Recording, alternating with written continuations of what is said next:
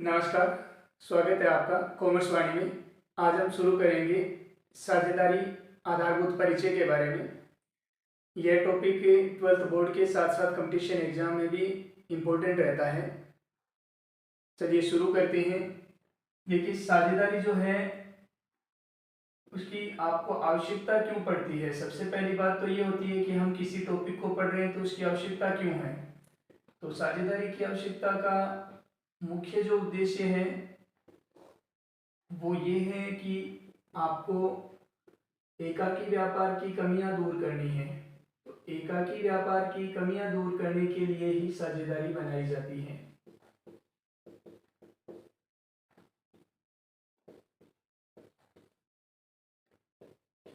अब ये कमियां कौन कौन सी होती है, उन कमियों पे भी बात कर लेते हैं। तो एकाकी व्यापारी की पूंजी हमेशा सीमित रहती है, उसकी कुशलता हमेशा सीमित रहेगी, उसका प्रबंध हमेशा सीमित रहेगा और उसका अस्तित्व हमेशा अनिश्चित रहेगा। तो इन सब कमियों को दूर करने के उद्देश्य से ही हम साझेदारी की स्थापना करते हैं। तो जहां साझेदारी की बात आएगी वहां पर अकेला व्यक्ति तो बन नहीं सकता। इसका मतलब अकेले व्यक्ति के जस्ट बाद से शुरू करेंगे। तो जब हम साझेदारी के अर्थ पे चलते हैं तो साझेदारी का अर्थ यहीं से शुरू होता है कि दो या अधिक व्यक्ति कार्य करेंगे। तो दो या अधिक व्यक्ति मिलकर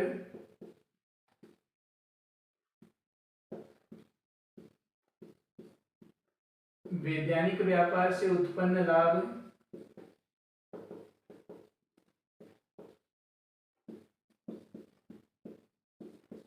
लाभ हानि को बांटने का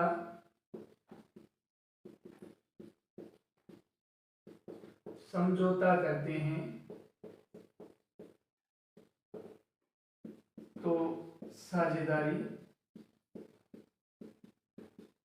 कहलाती है। इस साझेदारी में जो सदस्य होंगे उन सदस्यों को हम क्या कहेंगे।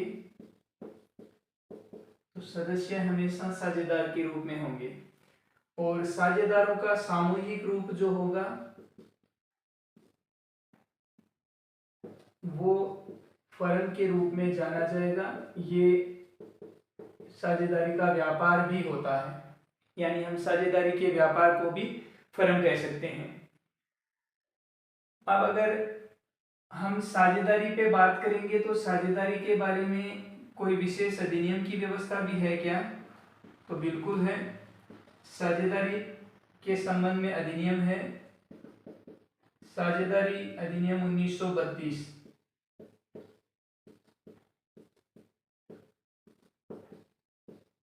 यह आपके 1 अक्टूबर 1932 को लागू हुआ था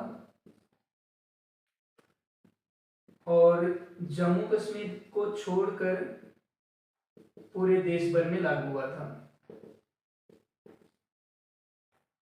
ठीक है,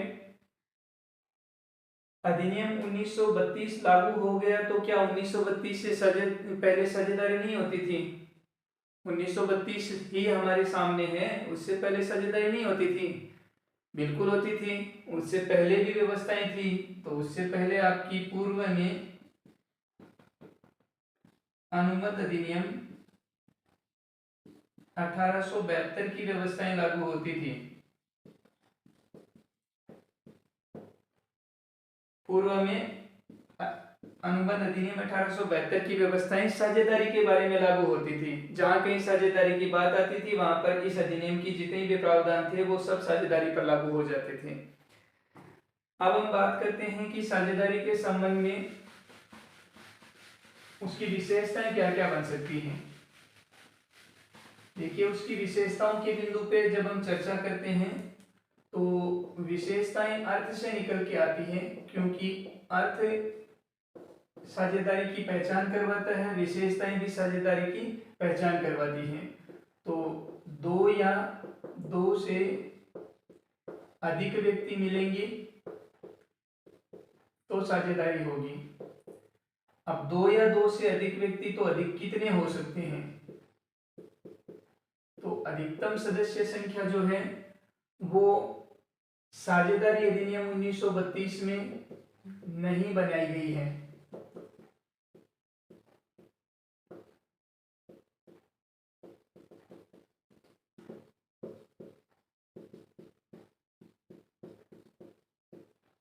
यानी अधिकतम सदस्य संख्या पर साझेदारी अधिनियम 1932 कोई भी स्पष्ट निर्देश नहीं देता है। तो फिर अधिकतम सदस्य संख्या तो होगी ना, तो अधिकतम सदस्य संख्या के संबंध में कंपनी अधिनियम ने व्यवस्था बनाई है। कंपनी अधिनियम 2013 ने व्यवस्था बनाई है कि धारा 464 के अनुसार अधिकतम सदस्य संख्या 100 हो सकती है, लेकिन बाद में इसमें संशोधन किया गया। कंपनी विविध नियम 2014 के नियम 10 के अनुसार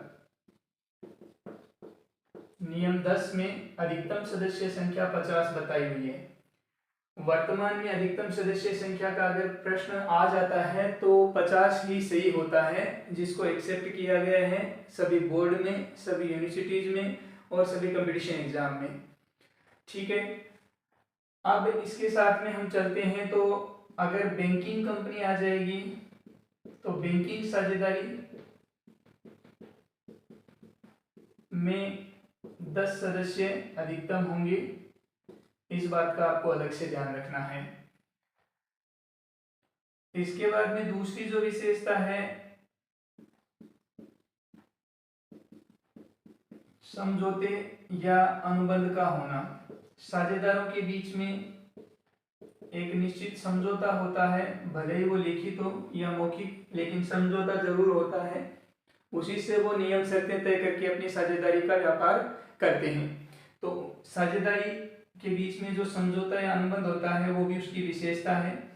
साझेदारों के मध्य लाभ हानि का बंटवारा होता है।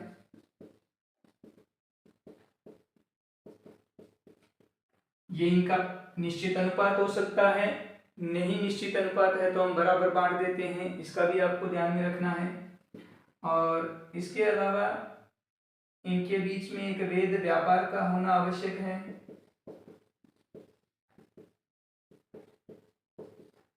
और इसके अलावा इनके बीच में एजेंसी संबंध पाया जाता है।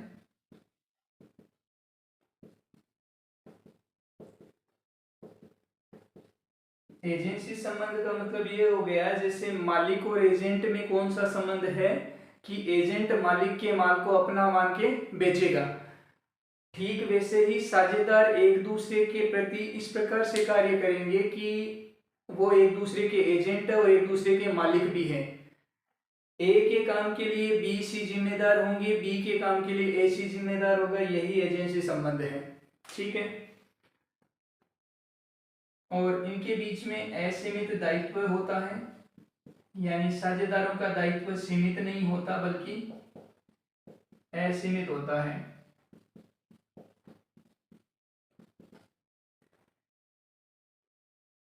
ये विशेषताओं के बिंदु हैं जो साझेदारी की पहचान करवाते हैं। इनसे हम साझेदारी का अर्थ भी बना सकते हैं। अर्थ में हमने लिखा था दो या अधिक व्यक्ति एक वैध व्यापार से होने वाले लाभ हानि को बांटने का समझौता करते हैं, लिखा था। तो उन्हीं से तो हमने ये 4 विशेषताएं बना ली ना। अगर हम कहीं परिभाषा की बात करते हैं साझेदारी अधिनियम के संबंध में परिभाषा, तो साझेदारी अधिनियम के संबंध में 1932 की धारा 4 में परिभाषा बनाई हुई है साझेदारी के बारे में कि साझेदारी दो या अधिक व्यक्तियों के बीच में संबंध है, ऐसा व्यापार का संबंध है जो उनके द्वारा किसी एक के माध्यम से चलाया जा सकता है या सभी के माध्यम से चलाया जा सकता है। ये धारा 4 में परिभाषा है। जब आपको परिभाषा पूछ ली जाए, धारा 4 स्पष्ट रूप से उल्लेख हो, तो आपको वही लिखना है जो धारा 4 बोलती है। जब आपको अर्थ के बारे में पूछा जाए तो वो आपके शब्दों में हो सकता है, अन्यथा आपने जितना कुछ साझेदारी के बारे में सीखा है वो हो सकता है। आज के इस वीडियो में हम इतना ही लेंगे। इससे आगे वाले वीडियो में साझेदारी के प्रकार की बात करेंगे। इसके अलावा हम साझेदारी संलेख की चर्चा करेंगे। इनसे बनने वाले प्रश्न आपके यही रहते हैं। ऑब्जेक्टिव में साझेदारी के प्रकार के बारे में, अधिनियम कब लागू हुआ था, कहाँ कहाँ लागू हुआ था, साझेदारी अधिनियम लागू नहीं होता था तो उससे पहले कौन सा अधिनियम लागू होता था। आज के इस वीडियो में यहीं रुकते हैं। कॉमर्स वाणी में जुड़े रहने के लिए आप सभी का बहुत बहुत धन्यवाद। वीडियो अच्छा लगे तो शेयर कीजिए, चैनल को सब्सक्राइब कीजिए और संबंधित व्यक्ति या संबंधित स्टूडेंट तक इस वीडियो को ज़्यादा से ज़्यादा पहुंचाने का प्रयास कीजिए ताकि उसको कुछ जो संबंधित बिंदु है वो सरल तरीके से प्राप्त हो सके। धन्यवाद। आपका दिन शुभ हो।